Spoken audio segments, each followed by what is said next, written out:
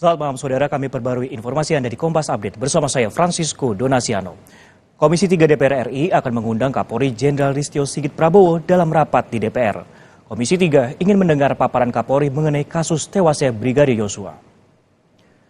Menurut rencana, rapat Komisi 3 DPR RI dengan Kapolri akan berlangsung pada 23 Agustus mendatang.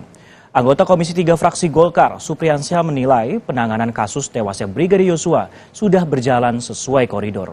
Hal ini tak lepas dari pembentukan tim sus oleh Polri. Komisi 3 akan memanggil Kapolri untuk mengonfirmasi sejumlah temuan Polri.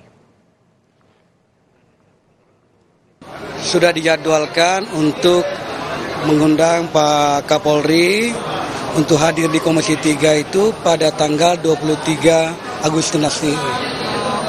Kalau sudah berjalan sesuai dengan koridor hukum, ya tentu Komisi 3 memantau itu dan menganggap bahwa itu berjalan dengan baik, tinggal kita melakukan pengawasan saja. Bukan berarti kita diam, bukan berarti kita tidak mau tahu tentang persoalan-persoalan hukum yang ada di Republik ini, terutama persoalan Brigadir J. Semua ini menjadi pantauan kita. Demikian Kompas Update, saya Francisco Donasiano, selamat malam.